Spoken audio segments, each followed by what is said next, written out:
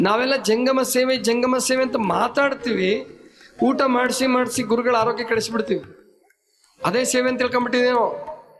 ಗುರುಗಳ ಮನೆಗೆ ಬಂದ್ರೆ ಹೋಳಿಗೆ ಉಣಿಸಿ ಜಲ್ದಿ ಶುಗರ್ ಬರ್ಸೋದಪ್ಪ, ಇದೇ ಮೋಹ ಅಂತ ತಿಳ್ಕೊಂಬಿಟ್ಟಿದೀವಿ. ಇದೇ ಜಂಗಮ ಮೋಹ. ನೋ ನೋ ನೋ, ಇದು ಜಂಗಮ ಸೇವೆನೂ ಅಲ್ಲ, ಜಂಗಮ ಮೋಹನೂ ಅಲ್ಲ. ಹಾಗಾದ್ರೆ ಜಂಗಮ ಮೋಹಕ್ಕೆ ಸಾಕ್ಷಿ ಏನಪ್ಪ? ಯಾರು ಉದಾಹರಣೆ? ಮದರ್ ತೆರೇಸಾ ಹೆಸರು ಕೇಳಿದೀರಾ? ಮದರ್ ತೆರೇಸಾ ಯಾರವರು? ಒಬ್ಬ ಸಾಮಾನ್ಯ ನನ್ ಅಂತ ಹೇಳ್ತಾರೆ. ನಮ್ಮಲ್ಲಿ ಹೆಂಗೆ ಅಕ್ಕವರು ಅಂತೀರಿ, ಈಗ ಬ್ರಹ್ಮಕುಮಾರಿ ಅಕ್ಕವರು ಅಂತೀರಿ, ಆಮೇಲೆ ಬೇರೆ ಬೇರೆಯವರಿಗೆಲ್ಲ ಸೇವೆ. ಈಗ ತಾಯಿಯವರಿದ್ದಾರೆ, ಸುಗುಣ ತಾಯಿಯವರಿದ್ದಾರೆ, ಶಾಂತಮ್ಮ, ಇವರೆಲ್ಲ ತ್ಯಾಗಿಗಳಿದಾರಲ್ಲ.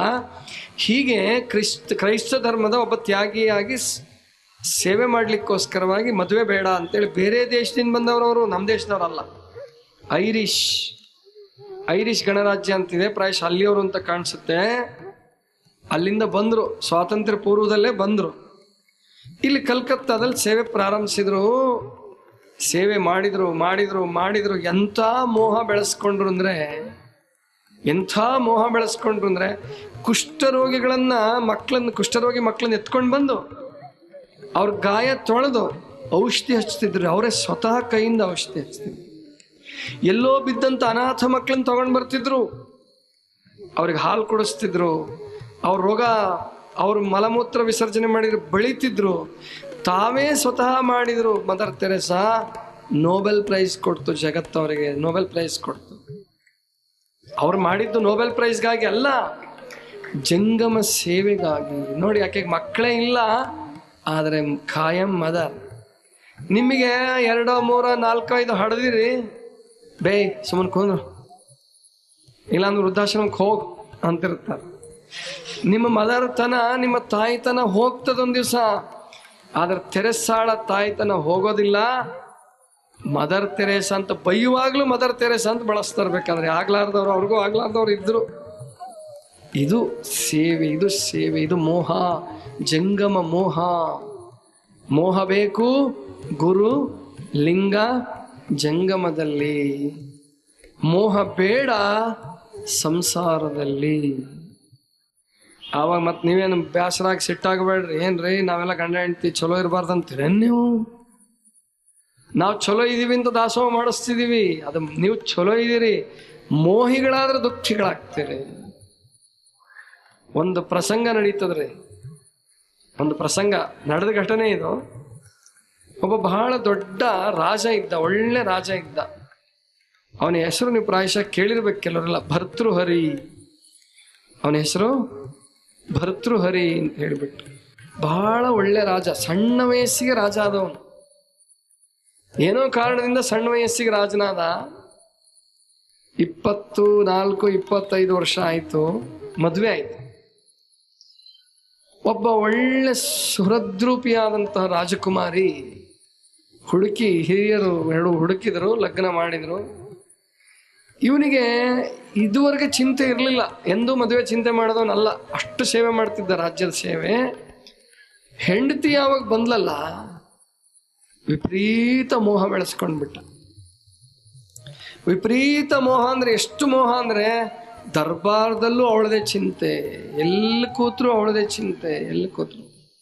1 ವರ್ಷ ಆಯ್ತು, 2 ವರ್ಷ ಆಯ್ತು, 3 ವರ್ಷ ಆಯ್ತು. ಮೋಹ ಏನು ಕಡಿಮೆ ಆಗಲೇ ಇಲ್ಲ.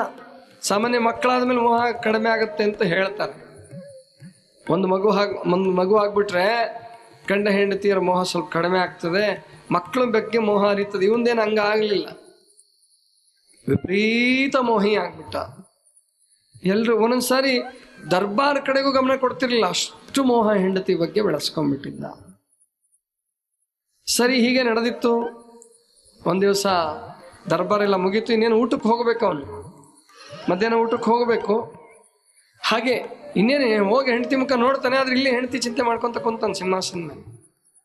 ಗುರುಗಳು ಬಂದ್ರು, ಅವನಿಗೆ ಬಾಲ್ಯದಲ್ಲಿ ವಿದ್ಯೆ ಕಲಿಸಿದ ಗುರುಗಳು ಬಂದ್ರು. ಸೇವಕ ಹೇಳ್ದ, ಗುರುಗಳು ಬಂದ್ರು ಅಂತ ಹೇಳ್ದ. ಮತ್ತೆ ರಾಜ ಎದ್ದು ಹೋಗಿ ಅವ್ರನ್ನ ಹೊಂದಿಸಿ ಕರ್ಕೊಂಡು ಬಂದು ಪೀಠದ ಮೇಲೆ ಕೂಡಿಸಿ, ಅಪ್ಪಣೆ ಆಗ್ಲಿ ಗುರುಗಳೇ, ಏನ್ ಬೇಕು, ಏನ್ ಬಂದಿದ್ದು ತಾವು? ಏನಿಲ್ಲಪ್ಪ ಹೀಗೆ ಕ್ಷೇಮ ಸಮಾಚಾರ ವಿಚಾರಿಸೋಣ ಅಂತ ಬಂದೆ. ಚೆನ್ನಾಗಿದೆಯಲ್ಲ ಎಲ್ಲ ಮಾತಾಡಿದ್ರು. ಗುರುಗಳೊಂದು ವಿಷಯ ಹೇಳಿದ್ರು, ನೋಡು ನನಗೆ ದೇವರು ತಪಸ್ಸಿನ ಫಲವಾಗಿ ಒಂದು ಹಣ್ಣು ಕೊಟ್ಟಿದ್ದಾನೆ. ಏನು ಕೊಟ್ಟಿದ್ದಾನೆ? ಹಣ್ಣು ಕೊಟ್ಟಿದ್ದಾನೆ. ಇದು ವಿಶೇಷವಾದ ಹಣ್ಣು. ನನ್ನ 12 ವರ್ಷದ ತಪಸ್ಸಿನ ಫಲದಿಂದ ಸಿಕ್ಕಿದೆ ಈ ಹಣ್ಣು. ಈ ಹಣ್ಣುಗೊಂದು ವೈಶಿಷ್ಟ್ಯ ಇದೆ, ಒಂದು ವಿಶೇಷತೆ ಇದೆ. ಏನಪ್ಪಾ ಅಂದ್ರೆ ಈ ಹಣ್ಣು ಯಾರು ತಿಂತಾರೋ ಅವರು ಹಣ್ಣು ತಿಂದಾಗ ಹೆಂಗಿರ್ತಾರೋ ಅದೇ ಥರ ಸಾಯೋ ತನಕ ಇರ್ತಾರೆ. 100 ವರ್ಷ ಬದುಕಲಿ, ಒಟ್ಟ ಮುದುಕರಾಗಂಗಿಲ್ಲ. ಈಗ ನೀನು 26-27 ವರ್ಷದವನು ಅಂದರೆ ಹಿಂಗೇ ಇರ್ತೀಯ. ಆದ್ದರಿಂದ ಈ ಹಣ್ಣನ್ನು ನೀನು ತಿನ್ನಬೇಕು. ಯಾಕೆ ನೀನು ಒಬ್ಬ ಒಳ್ಳೆ ಚಕ್ರವರ್ತಿ, ಒಬ್ಬ ಒಳ್ಳೆ ರಾಜ. ನೀನು ಚೆನ್ನಾಗಿರ್ಬೇಕು, ನೀನು ಹಣ್ಣು ತಿನ್ನಬೇಕು. ನಂದೇನು ವಯಸ್ಸಾಗಿದೆ, ನಾನು ತಿಂದು ನಾನೇನು ಮಾಡಲಿ? ನಾನು ಚಿರಂಜೀವಿಯಾಗಿ ಏನು ಮಾಡಲಿ? ಚಿರ ಯೌವನನಾಗಿ ಏನು ಮಾಡಲಿ? ನೀನು ಚಿರ ಯೌವನಸ್ಥನಾಗಿರಬೇಕು, ಈ ಹಣ್ಣನ್ನು ನೀನು ತಿನ್ನು ಅಂತೇಳಿ ಕೊಟ್ಟರು. ಇಲ್ಲ ಗುರುಗಳೇ, ನೀವೇ ತಗೊಳ್ಳಿ, ನಾನು ಬೇಡ. ಇಲ್ಲ, ನೀನು ರಾಜ, ನೀನು ಸೇವೆ ಮಾಡ್ತೀಯ ಜನರದ್ದು, ನೀನು ಚಿರಂಜೀವಿ ಆಗಬೇಕು, ಚಿರ ಯೌವನನಾಗಬೇಕು, ಅದರಿಂದ ತಗೋ ಅಂತೇಳಿ ಕೊಟ್ಟರು. ಸರಿ ತಗೊಂಡ.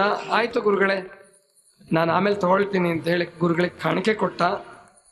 ಗುರುಗಳನ್ನು ಬೀಳ್ಕೊಟ್ಟ. ಗುರುಗಳು ಇವ್ನು ಕೂತ್ಕೊಂಡು ಯೋಚನೆ ಮಾಡಿದ. ಹಣ್ಣು ನೋಡ್ದ, ಬಹಳ ಘಮ ಘಮ ಅಂತಿತ್ತು. ವಿಶೇಷ, ಅವನು ಅಂಥ ಹಣ್ಣು ನೋಡೇ ಇರಲಿಲ್ಲ. ಬೇಕಾದಷ್ಟು ಹಣ್ಣುಗಳು ನೋಡಿದ್ದ, ಆದ್ರೆ ಅಂಥ ಒಂದು ಹಣ್ಣು ನೋಡೇ ಇರಲಿಲ್ಲ ಅವನು. ಅಂಥ ವಿಶೇಷವಾದ ಹಣ್ಣು. ಸರಿ ಆಯಿತು, ನಾನೇನು ಹಣ್ಣು ತಿಂದು ಚಿರ ಯುವಕನಾಗಿರ್ತೀನಿ. ನನ್ನ ಹೆಂಡತಿ ಮುದುಕಿ ಆದ್ರೆ, ರಾಣಿ ಮುದುಕಿ ಆದ್ರೆ ಗತಿ ಏನು? ಅದಕ್ಕೆ ಈ ಹಣ್ಣನ್ನು ನಾನು ತಿನ್ನೋದು ಬೇಡ. ನಾನು ಮುದುಕ ಆದ್ರೂ ಪರವಾಗಿಲ್ಲ, ಅವಳು ಮುದುಕಿ ಆಗಬಾರ್ದು. ಅವಳು ಮುದುಕಿ ಆಗಬಾರ್ದು, ಅವಳು ಚಿರ ಯೌವನಳಾಗಬೇಕು ಅಂತ ಹೇಳಿ ಹಣ್ಣು ತಗೊಂಡೋದ. ಹಣ್ಣು ತಗೊಂಡೋಗಿ ಮಹಾರಾಣಿಗೆ ಹೇಳ್ದ, ನೋಡು ಗುರುಗಳು ಬಂದಿದ್ರು, ಅವರ 12 ವರ್ಷದ ತಪಸ್ಸಿನ ಫಲವಾಗಿ ದೇವರಿಂದ ಒಂದು ವರ ಸಿಕ್ಕಿದೆಯಂತೆ. ಅದನ್ನು ಹಣ್ಣಿನ ರೂಪದಲ್ಲಿ ದೇವರು ಕೊಟ್ಟಿದ್ದಾನೆ. ಅದನ್ನು ಯಾರು ತಿಂತಾರೋ ಅವರು ಚಿರ ಯೌವನಸ್ಥರಾಗ್ತಾರಂತೆ.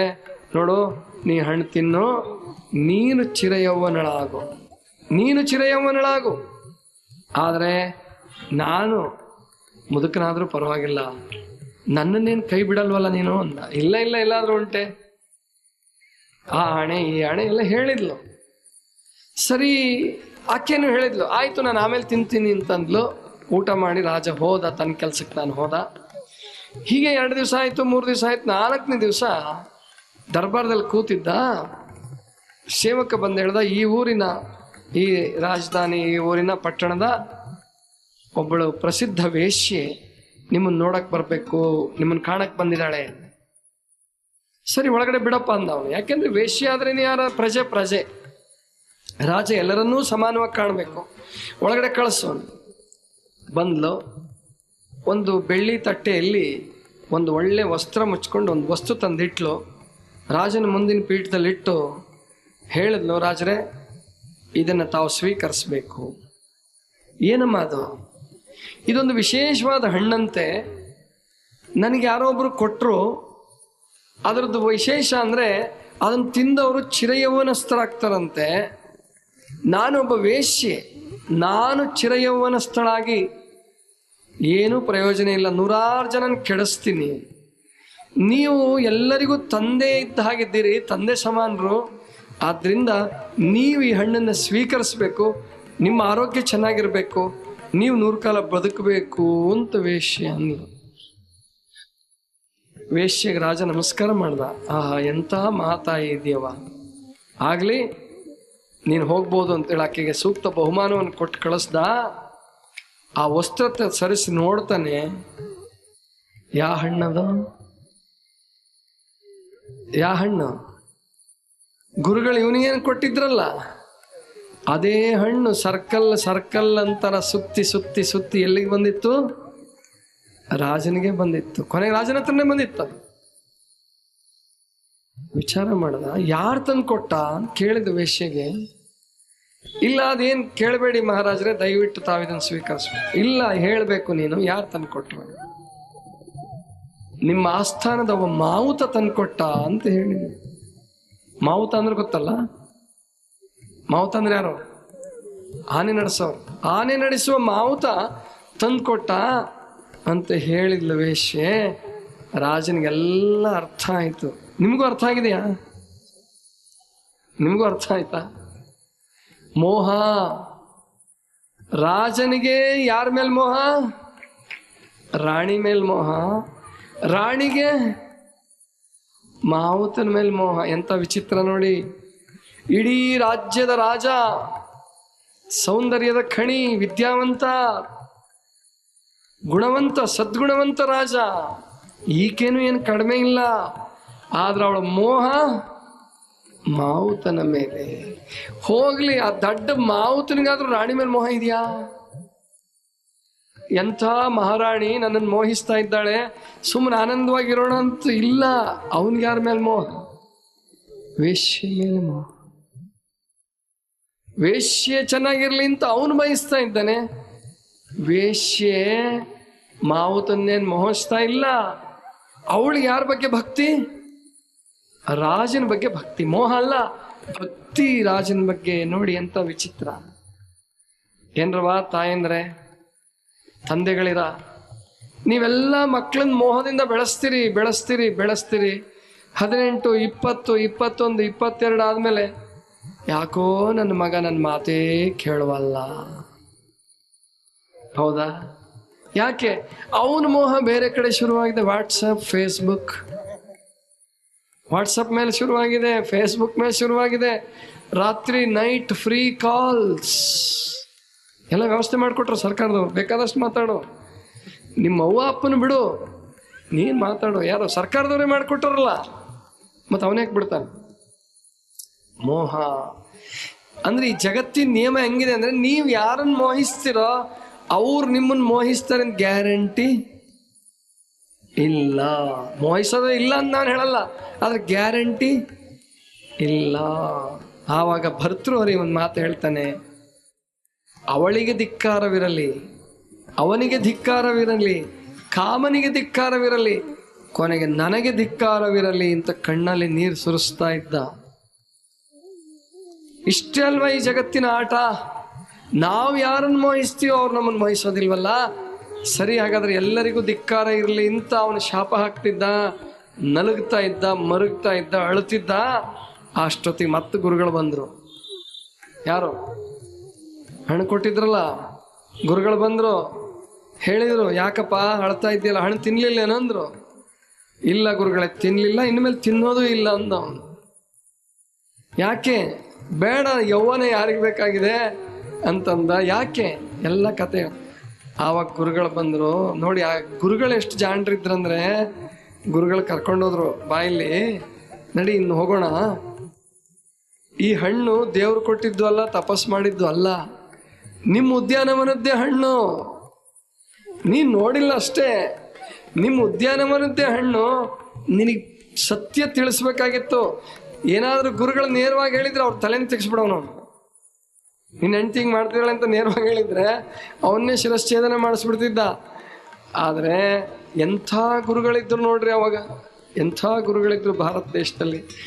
ಏನೂ ಆಗಿರಬಾರ್ದು, ಒಬ್ಬ ಋಷಿ ತಯಾರಾಗಿರ್ಬೇಕು, ಅಂಥ ಗುರುಗಳಿದ್ರು ಅವರು. ಎಲ್ಲ ರಾಣಿಗೆ ವಹಿಸಿ ರಾಜ್ಯ ತ್ಯಾಗ ಮಾಡಿದ ಭರ್ತೃಹರಿ.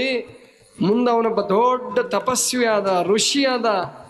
3 ಶತಕಗಳನ್ನು ಬರೆದಿದ್ದಾನೆ ಸಂಸ್ಕೃತದಲ್ಲಿ. ಶೃಂಗಾರ ಶತಕ, ವೈರಾಗ್ಯ ಶತಕ, ನೀತಿ ಶತಕ ಅಂಥೇಳಿ 3 ಅದ್ಭುತವಾದ 100 ಪದ್ಯಗಳನ್ನು ಸಂಸ್ಕೃತ ಸಾಹಿತ್ಯದಲ್ಲಿ ಕೊಟ್ಟಿದ್ದಾನೆ. ಭರ್ತೃಹರಿಯ ಶತಕಗಳು ಅಂದರೆ ಅದು ಎಲ್ಲರ ಕಿವಿ ನಿಮರುತ್ತೆ. ಸಂಸ್ಕೃತ ಗೊತ್ತಿದ್ದವ್ರಿಗೆ ಎಲ್ಲರ ಕಿವಿ ನಿಮರುತ್ತೆ. ಅಷ್ಟು ಅದ್ಭುತವಾದ ಪದ್ಯಗಳು, ಅಷ್ಟು ಅದ್ಭುತವಾದ ಪದ್ಯಗಳು. ಭರ್ತೃಹರಿಯ ಶತಕಗಳು ಅಂದರೆ ಅದು ಎಲ್ಲರ ಕಿವಿ ನಿಮರುತ್ತೆ. ಸಂಸ್ಕೃತ ಗೊತ್ತಿದ್ದವ್ರಿಗೆ ಎಲ್ಲರ ಕಿವಿ ನಿಮರುತ್ತೆ. ಅಷ್ಟು ಅದ್ಭುತವಾದ ಪದ್ಯಗಳು, ಅಷ್ಟು ಅದ್ಭುತವಾದ ಪದ್ಯಗಳು. ಆದ್ರಿಂದ ನಾವಿಲ್ಲಿ ತಿಳ್ಕೋಬೇಕು, ಮೋಹ ಮಾಡಬೇಡಿ. ಭಾರತೀಯರು ಕೆಡ್ತಾ ಇರೋದು ಮೋಹದಿಂದ. 18 ವರ್ಷ ಆಗಲಿ, 20 ವರ್ಷ ಆಗಲಿ, 25 ವರ್ಷ ಆಗಲಿ, ಮಗನ್ ಇನ್ನು ಮಗನೇ ಅಂತ ತಿಳ್ಕೊಂತೀರ. ಇನ್ನು ನಿಮ್ಮ ಜೇಬನೇ ನೋಡ್ತಿರ್ತಾನ ಅವನು. ದುಡಿಯಂಗಿಲ್ಲ, ನೌಕರಿ ಮಾಡಂಗಿಲ್ಲ. ಅಮೇರಿಕಾದಲ್ಲಿ, ಇಂಗ್ಲೆಂಡಲ್ಲಿ ಈ ವ್ಯವಸ್ಥೆ ಇಲ್ಲ. ಅಲ್ಲಿ ಭಾಳ ಚೆನ್ನಾಗಿದೆ. ಅಲ್ಲಿ 18 ವರ್ಷದ ತನಕ ಮಕ್ಕಳನ್ನ ಬೆಳೆಸ್ತಾನೋ. 18 ವರ್ಷದ ತನಕ ಬೆಳೆಸ್ತಾರೆ. ಮುಂದೆ ನಿನ್ನ ಹಣೆ ಬರ ನಿನಗೆ, ನಮ್ಮ ಹಣೆ ಬರ ನಮ್ಮ. ಪಕ್ಷಿಗಳ ತರ ಬಿಟ್ಬಿಡ್ತಾರ ಅವ್ರು. ಒಂದು ಪಕ್ಷ ಅವನಿಗೆ ರೊಕ್ಕ ಬೇಕು, ಕೆಲಸ ಸಿಕ್ಕಿಲ್ಲ ಅಂದ್ರೆ ಅಪ್ಪನ ಪಾಕೆಟಲ್ಲಿ ಸುಮ್ಮನೆ ಕೇಳಂಗಿಲ್ಲ. ಅವನು ಮನೆ ಗುಡಿಸಿ, ಕಸ ಹೊಡೆದು, ಧೂಳು ಒರೆಸಿ, ಟೇಬಲ್ ಒರೆಸಿ, ಅಪ್ಪನಿಗೆ ಊಟ ನೀಡಿ, ಅಮ್ಮನಿಗೆ ಊಟ ನೀಡಿ ಕೇಳ್ಬೇಕು, ಸಂಬಳ ಕೊಡ್ರಿ ಅಂತ ಕೇಳ್ಬೇಕು. ನಿಮ್ಮವ್ರು ಹಂಗಿಲ್ಲ, ನಿಮ್ಮನ್ನೇ ಹೊಡೆದ್ಬೇಕಾದ್ರೆ ಕಿತ್ಕೊಂಡು ಹೋಗ್ತಾರೆ ನಿಮ್ಮ ಮಕ್ಕಳು.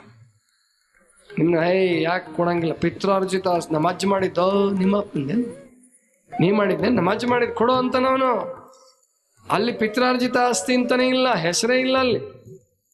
ಪಿತ್ರಾರ್ಜಿತ ಆಸ್ತಿ ಪ್ರಶ್ನೆನೇ ಇಲ್ಲ. ಎಲ್ಲವೂ ಅವನು ಗಳಿಸ್ಬೇಕು. ಅಪ್ಪನಿಗೆ ಇಷ್ಟ ಇದ್ರೆ ಮಗನಿಗೆ ಕೊಡ್ಬೋದು, ಇಲ್ಲದ್ರೆ ಇಲ್ಲ. ಇಲ್ಲ ಅಂದ್ರೆ ಯಾವ್ದಾದ್ರು ಸಂಸ್ಥೆಗೆ ದಾನ ಮಾಡಿಬಿಡ್ತಾನೆ ಅವನು, ಯಾವ್ದಾದ್ರು ಚರ್ಚಿಗೆ ಬರೀತಾನೆ. ಅದಕ್ಕೆ ಅಲ್ಲ ಅಷ್ಟು ಚರ್ಚ್ಗಳು ಧರ್ಮ ಬೆಳೆದಿತ್ತು. ನಮ್ಮಲ್ಲಿ ಹಂಗಿಲ್ಲ, ಬೇಡ್ಬೇಕು ನಾವು, ಕೊಡ್ರಿ ಕೊಡ್ರಿ ಕೊಡ್ರಿ. ನಮ್ಮಲ್ಲಿ ಬೇಡ್ಬೇಕು, ಅವರಲ್ಲಿ ವಿಪರೀತ ಬರ್ತಿರ್ತದ ಅವ್ರು. ಅದಕ್ಕೆ ಇಲ್ಲಿ ತನಕ ಧರ್ಮ ಪ್ರಚಾರ ಮಾಡಿದ್ರು ನಾವು. ಇಲ್ಲಿ ಭಾರತಕ್ಕೂ ಒಂದು ಕ್ರಿಶ್ಚಿಯಾನಿಟಿ ಬೆಳೆಸಿದ್ರು. ಯಾಕೆ ಅಂದ್ರೆ ಅವ್ರಿಗೆ ಸಂಪನ್ಮೂಲದ ಕೊರತೆ ಇಲ್ಲ. ನಮ್ಮ ಮಠಗಳು ಒದ್ದಾಡ್ತಿದ್ದಾವೆ. ಆಮೇಲೆ ನಮ್ಮಲ್ಲಿ ಸಾಧನೆನೂ ಇಲ್ಲ. ಸಾಧನೆ ಇದ್ರೆ ಬರ್ತದೆ ಮಠಗಳಿಗೆ, ಖಂಡಿತ ಬರ್ತದೆ. ಸಾಧನೆ ಮಾಡಿದರೆ, ತಪಸ್ಸು ಮಾಡಿದರೆ ನೀವು ಸುಮ್ಮನೆ ತಂದು ಕೊಡ್ತೀರಿ. ಸಾಧನೆ ತಪಸ್ಸು ಇಲ್ಲದಲ್ಲಿ ನಮ್ಮ ಜನಕ್ಕೆ ಕೊಡಲ್ಲ, ಇದು ಗ್ಯಾರಂಟಿ.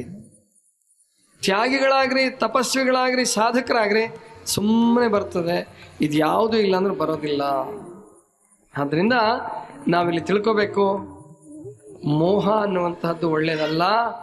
ಮೋಹ ಸಂಸಾರದಲ್ಲಿ ಬೇಡ. ಯಾಕೆ ಹಿಂಗಾಗತ್ತೆ ಅಂತ ನಾನು ಆಲೋಚನೆ ಮಾಡಿದೆ ರೀ. ಈ ಮೋಹ ಯಾಕೆ ಹಿಂಗಾಗತ್ತೆ? ನಾವು ಯಾರನ್ನ ಮೋಹಿಸ್ತಿರ್ತೀವೋ ಅವ್ರು ಯಾಕೆ ನಮ್ಮನ್ನು ಮೋಹಿಸೋದಿಲ್ಲ ಅಂತ ಯೋಚನೆ ಮಾಡಿದೆ. ನಾನೊಂದು ಉತ್ತರ ಕಂಡುಕೊಂಡಿದ್ದೀನಪ್ಪ, ಸರಿನಾ ತಪ್ಪ ನೋಡ್ರಿ, ನಿಮಗೂ ಹೇಳ್ತೀನಿ. ಇದೊಂಥರ ಭೌಗೋಳಿಕ ಉತ್ತರ, ಇದು ಜಿಯೋಗ್ರಫಿಕಲ್ ಆನ್ಸರ್. ಜಿಯೋಗ್ರಫಿಯಿಂದ ಉತ್ತರ ಹುಡುಕಿದ್ದೀನಿ ಇದಕ್ಕೆ. ಮೋಹ ಯಾಕೆ ಅವ್ರ ಬಗ್ಗೆ ಇವ್ರ ಬಗ್ಗೆ ಮೋಹ ಇರ್ತದೆ, ನಮ್ಮ ಬಗ್ಗೆ, ನಮ್ಮನ್ನು ಮೋಹಿಸೋರ ಬಗ್ಗೆ ನಮ್ಗೆ ಯಾಕೆ ಮೋಹ ಇರಲ್ಲ ಅನ್ನೋದ್ರ ಬಗ್ಗೆ ಒಂದು ಉತ್ತರ ಕಂಡುಕೊಂಡಿದ್ದೀನಿ. ಈ ಭೂಮಿ ಇದೆಯಲ್ಲ ಮಕ್ಕಳ, ಭೂಮಿ ಗೊತ್ತಿದೆ ಅಲ್ವಾ? ಯಾವ್ದ್ರ ಮೇಲೆ ಇದ್ದಾರೆ ನೀವೆಲ್ಲ? ಭೂಮಿ ಮೇಲೆ ಗ್ಯಾರಂಟಿ ಅಲ್ವಾ? ಭೂಮಿ ಇದೆಯಲ್ಲ, ಭೂಮಿ ಸುತ್ತಾ ಇದೆ ಅಲ್ವಾ? ಯಾವ್ದ್ರ ಸುತ್ತ ಇದೆ? ಸೂರ್ಯನ ಸುತ್ತ ಇದೆ. ಅಷ್ಟೇ ಅಲ್ಲ, ತನ್ನ ಮೈ ಸುತ್ತನು ಸುತ್ಕೊಳ್ತಾ ಇದೆ. ಅದು ಸುತ್ತಬೇಕಾದ್ರೆ ಸುಮ್ಮನೆ ಹೆಂಗ ಹುಚ್ಚಪಟ್ಟೆ ತಿರುಗ್ತಾ ಇಲ್ಲ. ಒಂದ್ಸರಿ ಹಿಂಗ್ ಹೋದೆ, ಒಂದ್ಸರಿ ಹಿಂಗ್ ಬಂದೆ, ಒಂದ್ಸರಿ ಹಂಗೋದೆ, ಹಂಗ್ ಮಾಡಲ್ಲ. ಅದು ತನ್ನ ಕಕ್ಷೆಯ ಮೇಲೆ ನಿಂತ್ಕೊಂಡು ತಿರುಗ್ತಾ ಇದೆ ಅಲ್ವಾ? ಕಕ್ಷೆ ಇದೆ, ಭೂಮಿಗೊಂದು ಕಕ್ಷೆ ಇದೆ. ಭೂಗೋಳದವ್ರು ಹೇಳ್ತಾರೆ, ಅಭ್ಯಾಸ ಮಾಡಿದವ್ರು ಹೇಳ್ತಾರೆ, ಭೂಮಿ ತನ್ನ ಕಕ್ಷೆ ಮೇಲೆ ಹೆಂಗ್ ನಿಂತಿದೆ ಅಂತ ಗೊತ್ತಾ? ನೇರವಾಗಿ ನಿಂತಿಲ್ಲ, ಅದು ಡೊಂಕಾಗಿ ನಿಂತಿದೆ, ಸ್ವಲ್ಪ ಓರೆಯಾಗಿ ನಿಂತಿದೆ. ಹಿಂಗ್ ನೇರವಾಗಿ ನಿಂತಿಲ್ಲ, ಹಿಂಗೊಂಚೂರು ಹಿಂಗೆ. ಅದಕ್ಕೆ ನಾನು ಅನ್ನೋದು, ಭೂಮಿನೇ ಡೊಂಕಾಗಿರ್ಬೇಕಾದ್ರೆ ಇನ್ನು ಈ ಭೂಮಿ ಮೇಲಿರೋರು ಸ್ವಭಾವನು ಡೊಂಕೆ ಅಲ್ವಾ? ಮತ್ತು ಭೂಮಿ ಮೇಲಿರೋ ಸ್ವಭಾವನು ಸ್ವಲ್ಪ ಡೊಂಕೆ ಹಂಗೆ. ಯಾರನ್ನ ನಂಬಿರ್ತೀವೋ ಅವ್ರ ಕೈ ಕೊಡ್ತಾರೆ, ಯಾರು ನಂಬಿರಲ್ವೋ ಅವ್ರು, ಯಾರು ಕೆಟ್ಟವ್ರು ಅಂತೀವಿ ಅವರೇ ಒಳ್ಳೆಯವರಾಗಿರ್ತಾರೆ. ಹೇಳಕ್ ಬರಲ್ಲ. ಭೂಮಿ ಡೊಂಕು, ಭೂಮಿ ಮೇಲಿರೋರ ಸ್ವಭಾವನು ಡೊಂಕು. ಅದರಿಂದ ಬಹಳ ಚಿಂತೆ ಮಾಡಬೇಡಿ. ನನ್ನ ಮಗ ಹಂಗೆ ಮಾಡ್ದ, ನನ್ನ ಮಗಳು ಹಿಂಗೆ ಮಾಡಿದ್ಲು, ಕೈ ಕೊಟ್ಟೋದ್ಲು, ಮದುವೆ ಮಾಡ್ಕೊಂಡು ಆರಾಮಾಗಿರ್ರಿ. ಬಹಳ ಮೋಹ ಮಾಡಬೇಡಿ. ಮೋಹ ಬೇಕು ಗುರುಲಿಂಗ ಜಂಗಮದಲ್ಲಿ, ಮೋಹ ಬೇಡ ಸಂಸಾರದಲ್ಲಿ. ಹೌದಾ? ಇನ್ನು ಮೋಹ ಆದ್ಮೇಲೆ ಯಾವುದು? ಮದ. ಮೋಹ ಆದ್ಮೇಲೆ ಯಾವುದು? ಮದ. ಮದ ಅಂದ್ರೇನು? ಅಹಂಕಾರ. ಮದ ಅಂದ್ರೇನು? ಮಕ್ಳು, ನಿಮ್ಗೆ ಅಹಂಕಾರ ಇದೆಯೇನ್ರ? ಇದೆಯಲ್ವಾ? ಗುಡ್, ಐತೆ ಅಂತ ನಾವು ಕರೆಕ್ಟ್ ಕಣ. ಎಲ್ರಿಗೂ ಅಹಂಕಾರ ಇರ್ತದ್ರಿ. 3 ವರ್ಷದ ಮಗನ ಕಾಡಸ್ ನೋಡಿರ್ಬೇಕಾರ. ಇನ್ನೂ ಬೇಕು, ಪರೀಕ್ಷೆ ಮಾಡ್ರಿ. 2 ವರ್ಷದ ಮಗನ ನೀವು ಕೈ ಹಿಡ್ಕೊಂಡು ಹೋಗ್ತಾ ಇರ್ರಿ. ಸುಮ್ಮನೆ ನಿಮ್ಮ ಬೆರಳು ತಪ್ಪಿಸು ಬಿದ್ದುಬಿಡ್ತು ಅಂತ ಇಟ್ಕೊಳ್ಳಿ. ನೀವು ನೋಡಿದ್ರೆ ಭಾಳ ಅಳ್ತದೆ, ನೋಡದೆ ಹೋದ್ರೆ ಸುಮ್ಮನೆ ಎದ್ದು ಬರ್ತದ. ನೋಡಿದ್ರೆ ಅಹಂಕಾರಕ್ಕೆ ಪಟ್ಟಿ ಬಿದ್ದು ಬಿಡ್ತದೆ, ಪ್ರತಿಷ್ಠೆಗೆ ಭಂಗ ಬರ್ತದೆ, ಅಳ್ತದೆ. ಸುಮ್ಮನೆ ಹೋಗ್ರಿ, ಎದ್ದೊಂಚೂರು ಕೊಡ್ಕೊಂಡು ಹಿಂಗೆ ಮಣ್ಗಿಣ್ಣ ಆಗಿದ್ರೆ ಒರೆಸ್ಕೊಂಡು, ಗಾಯ ಆಗಿದ್ರೆ ಒಂಚೂರು ಏನಾರು ಮಾಡ್ಕೊಂಡು ಬಂದ್ಬಿಡ್ತದ. ಗೊತ್ತಾಯ್ತಲ್ವಾ? ಮಗು ಇರುವಾಗಲೇ ಅಹಂಕಾರ ಅನ್ನೋದು ಒಂದು ತತ್ವ. ಅದು ಇದ್ದೇ ಇರ್ತದೆ, ಎಲ್ರಿಗೂ ಇರ್ತದೆ, ಇರಂಗಿಲ್ಲ ಅಂತಲ್ಲ. ಆದ್ರೆ ಅತಿಯಾಗ ದುರಹಂಕಾರ ಆಗಬಾರ್ದು. ದುರಹಂಕಾರ ಆಗಬಾರ್ದು. ಮಿತವಾಗಿದ್ರೆ ಎಷ್ಟಿರ್ತದೆ ಅದು ಇದ್ದೇ ಇರಬೇಕಾಗ್ತದೆ. ಅಹಂಕಾರ ಇಲ್ಲದೆ ಜೀವನ ಮಾಡೋಕ್ಕಾಗಲ್ಲ. ಗೊತ್ತಾಯ್ತಲ್ವಾ? ಅದಕ್ಕೆ ಚನ್ನಬಸವಣ್ಣವ್ರು ಎಷ್ಟು ಅದ್ಭುತವಾಗಿ ಹೇಳ್ತಾರೆ ನೋಡಿ. ಮದ ಬೇಕು ಶಿವಾಚಾರ ಘನವೆಂಬಲ್ಲಿ. ಮದ ಬೇಕು ಶಿವಾಚಾರ ಘನವೆಂಬಲ್ಲಿ. ಮದ ಬೇಡ ಶಿವಭಕ್ತರಲ್ಲಿ. ಶಿವಾಚಾರ ಅಂದ್ರೆ ದೈವಿ ಮಾರ್ಗ, ಡಿವೈನ್ ಪಾತ್. ಶಿವಾಚಾರ ಅಂದ್ರೇನು? Divine path. ಆ ದೈವಿ ಮಾರ್ಗದಲ್ಲಿ ನಡೆಯುವಾಗ ನಿಮಗೆ ನಿಂದೆಗಳು ಬರ್ಬೋದು, ಯಾರಾದ್ರೂ ನಿಮ್ಮನ್ನು ಕೀಳ್ಗಳದ್ದು ಮಾತಾಡ್ಬೋದು. ಈಗ ನೀವು ಪ್ರವಚನಕ್ಕೆ ಹೊಂಟ್ರಿ, ವಿಭೂತಿ ಹಚ್ಕೊಂಡು, ಭಾಳ ದೊಡ್ಡ ಶರಣಪ್ಪ ಮೊನ್ನೆ ಶೇರ್ ಮಾರ್ಕೆಟಲ್ಲಿ ಇದ್ದ, ಇವತ್ತಾಗ್ಲಿ ವಿಭೂತಿ ಹಚ್ಚನ್ ನೋಡಿ, ನಾನಂದಿದ್ದಲ್ಲಪ್ಪ, ಗೊತ್ತಾಯ್ತಾ? ಹಂಗಂದ್ರು ನೀವಿನ್ನೂ ಜಾಸ್ತಿ ವಿಭೂತಿ ಹಚ್ಕೊಂಡು ಬರ್ಬೇಕು ಮರುದಿವ್ಸ. ಹೌದು, ಶರಣರನ್ ಶೇರ್ ಮಾರ್ಕೆಟ್ಗೆ ಹೋಗ್ಬಾರ್ದಾ? ಅನ್ಯಾಯ ಮಾಡಬಾರ್ದು, ಅತ್ಯಾಚಾರ ಮಾಡಬಾರ್ದು, ಕಳವು ಮಾಡಬಾರ್ದು. ಶೇರ್ ಮಾರ್ಕೆಟ್ ಏನು ಕಳವಲ್ಲ, ಆದರೆ ಅದ್ರಲ್ಲಿ ಬಂದಿದ್ದು ಒಳ್ಳೇದಕ್ಕೆ ಬಳಸಿ, ದಾಸೋಹಕ್ಕೆ ಬಳಸಿ, ಆವಾಗ ಅದು ಸಾರ್ಥಕ ಆಗ್ತದೆ. ಆಗ ನಿಮಗೂ ಯಾರೋ ತಮಾಷೆ ಮಾಡ್ಬೋದು, ಏನು ನೋಡು ಹೆಂಗೆ ಮದುವೆಗೆ ಹೋಗುವಾಗ ರೇಷ್ಮೆ ಸೀರೆ ಉಟ್ಕೊಂಡು ಪೌಡ್ರ್ ಹಚ್ಕೊಂಡು ಒಲೆ ಚಿನ್ನ ಹಾಕೊಂಡು ಹೋಗ್ತಾಳೆ, ಈಗ ನೋಡು ಶರಣಮ್ಮ ಅಕ್ಕ ಮಹಾದೇವಿ ಎಂತಾರ, ಗೊತ್ತಾಯ್ತಾ? ಅನ್ಲಿ ಪರವಾಗಿಲ್ಲ, ಏನು ನೋಡಿ, ನಿಮ್ಮನ್ನು ನೋಡಾದ್ರೂ ಅಕ್ಕ ಮಹಾದೇವಿ ನೆನಪಾಯ್ತಲ್ಲ, ಅವರಿಗೆ ಸಂತೋಷ ಪಡ್ಬೇಕು ನೀವು. ಅಯ್ಯೋ ಅಕ್ಕ ಮಹಾದೇವಿ ಅಂದ್ರೆ ಒಂದು ಮರುದಿವ್ಸ ಪ್ರವಚನ ಬರೋದೇ ಬಿಟ್ಬಿಟ್ಟಿರ ಆಮೇಲೆ, ಗೊತ್ತಾಯ್ತಾ? ಹಂಗೇನು ಮಾಡಲ್ಲ, ಯಾಕಂದ್ರೆ ತಾಯಂದ್ರ ಸಂಖ್ಯೆ ಬಹಳ ದಿನೇ ವೃದ್ಧಿ ಆಗ್ತಾ ಇದೆ. ಅಂದರೆ ನಾವು ತಿಳ್ಕೋಬೇಕು, ಶಿವಾಚಾರ ಘನ ಅನ್ನೋದರಲ್ಲಿ ನಾನು ನಡೀತಾ ಇರೋ ಮಾರ್ಗ ಸರಿ ಇದೆ, ನಾನು ನಡೀತಾ ಇರ್ತಕ್ಕಂಥದ್ದು ಶ್ರೇಷ್ಠವಾದ ಮಾರ್ಗ, ಆದ್ದರಿಂದ ನಾನು ಈ ಮಾರ್ಗದಲ್ಲೇ ನಡೀತೀನಿ ಧೀರತನದಿಂದ ಅಂತ ಧೈರ್ಯ ಇರಬೇಕು. ಅದನ್ನೇ ನಾವು ಪಾಲಿಸ್ಬೇಕು. ಮದ ಬೇಡ ಶಿವಭಕ್ತರಲ್ಲಿ ಅಹಂಕಾರ ಮಾಡಬಾರ್ದು. ಈ ಅಹಂಕಾರ ಅಷ್ಟಮದಗಳ ರೂಪದಲ್ಲಿರ್ತದೆ. ಕುಲಮದ, ಶೀಲಮದ, ಯೌವನ ಮದ, ಧನಮದ, ವಿದ್ಯಾಮದ, ರಾಜ್ಯಮದ, ತಪೋಮದ ಅಂತ 8 ರೀತಿಯ ಅಹಂಕಾರ ಇಟ್ಕೊಂಡು, ಅದನ್ನೆಲ್ಲ ವಿವರಣೆ ಮಾಡೋಕ್ಕೆ ಟೈಮ್ ಇಲ್ಲ. ಮುಂದೆ ಯಾವಾಗಲಾರು ಇನ್ನೊಂದು 10 ವರ್ಷ ಬಿಟ್ಟು ಪ್ರವಚನ ಇಟ್ಕೊಂಡ್ರಿ ಅಂದ್ರೆ ಹೇಳೋಣ ಅವಾಗ, ಗೊತ್ತಾಯ್ತಾ? ಅಲ್ಲಿ ತನಕ ಅಷ್ಟಮದ ಅಂತ ನೆನಪಿಟ್ಕೊಂಡಿರ್ರಿ, ಇಲ್ಲ ಎಲ್ಲಾದ್ರೂ ಓದಿ ತಿಳ್ಕೊಳ್ರಿ, ಪುರಾಣಗಳನ್ನ ಕೇಳ್ರಿ. ಮದ ಅಹಂಕಾರ ಅದು ಅತಿಯಾಗಬಾರದು. ಕೊನೆದ್ಯಾವುದು? ಮತ್ಸರ. ಕೊನೆದ್ಯಾವುದು? ಮತ್ಸರ ಅಂದ್ರೇನು ಮಕ್ಕಳೇ? ಮತ್ಸರ ಅಂದ್ರೇನ್ರ ಗೊತ್ತಿಲ್ಲ ಈ ಹುಡುಗರಿಗೆ? ಹೊಟ್ಟೆ ಕಿಚ್ಚು ನಿಮಗೂ ಇರ್ತದಲ್ವಾ? ಶಾಲೆಯಾಗ ಯಾರು ನಿಮಗಿಂತ ಮುಂದೆ ಹೋದಂದ್ರೆ ಹೆಂಗಾರ ಮಾಡಿ ಅವ್ನು ಮುರಿಬೇಕಂತಿರೋದಿಲ್ಲ. ಅಲ್ಲಿಂದನೇ ಟ್ರೈನಿಂಗ್ ಶುರುವಾಗಿರುತ್ತೆ, ಶಾಲೆಯಿಂದನೇ. ಇನ್ನು ಅದು ಚುನಾವಣೆಯಲ್ಲಿ, ಮನೆಯಲ್ಲಿ, ಆಫೀಸಲ್ಲಿ ಎಲ್ಲ ಕಡೆ ವ್ಯಾಪಿಸ್ಬಿಟ್ಟಿದೆ ಮತ್ಸರ, ಹೊಟ್ಟೆ ಕಿಚ್ಚು. ಹೌದಾ? ಈ ಹೊಟ್ಟೆ ಕಿಚ್ಚು ಇದೆಯಲ್ಲ, ಕಿಚ್ಚು ಅಂದ್ರೇನು ಮಕ್ಕಳೇ? ಬೆಂಕಿ. ಗುಡ್. ಕಿಚ್ಚು ಅಂದ್ರೆ ಬೆಂಕಿ. ಹೊಟ್ಟೆಯಲ್ಲಿ 2 ಥರ ಬೆಂಕಿ ಹುಟ್ಟುತ್ತದೆ ಮಕ್ಕಳೇ. ಒಂದು ಹಸಿವಿನ ಕಿಚ್ಚು. ಹಸಿವಿನ ಕಿಚ್ಚಿಗೆ ಪಲಾವ್ ಕೊಟ್ರೆ, ಜಿಲೇಬಿ ಕೊಟ್ರೆ, ಬಾದುಷಾ ಕೊಟ್ರೆ, ಉಪ್ಪಿಟ್ಟು ಕೊಟ್ರೆ, ಶೀರಾ ಕೊಟ್ರೆ, ಅನ್ನ ಸಾರು ಕೊಟ್ರೆ ತಂಪಾಗ್ಬಿಡ್ತದೆ. ಆ ಕಿಚ್ಚೇನಾಗ್ತದೆ? ತಂಪಾಗ್ತದೆ, ಶಾಂತ ಆಗ್ತದೆ. ಅದು ಇನ್ನೊಂದು ಕಿಚ್ಚು ಹುಡ್ತದೆ, ಅದು ಅಸೂಯ ಕಿಚ್ಚು, ಹೊಟ್ಟೆ ಕಿಚ್ಚು. ಅದು ಏನು ಮಾಡಿದ್ರು ಶಾಂತ ಆಗಲ್ಲ. ಗಂಡ ಹೆಂಡತಿ ಬ್ಯಾರು ಮಾಡಿದ್ರು ಶಾಂತ ಆಗಲ್ಲ, ಮನೆ ಮುರಿದ್ರು ಶಾಂತ ಆಗಲ್ಲ, ತಾನೂ ಹಾಳಾಗಿ ಬೇರೆಯವ್ರನ್ನೂ ಹಾಳು ಮಾಡ್ತಕ್ಕಂಥ ಈ ಕಿಚ್ಚಿದೆಯಲ್ಲ, ಮೋಸ್ಟ್ ಡೇಂಜರಸ್, ಅಪಾಯಕಾರಿ ಕಿಚ್ಚು ಇದು, ಹೊಟ್ಟೆ ಕಿಚ್ಚು. ಇದನ್ನು ನಾವು ಸಾಧ್ಯವಾದಷ್ಟು ಮಟ್ಟಿಗೆ ನಿಯಂತ್ರಣ ಮಾಡಬೇಕು.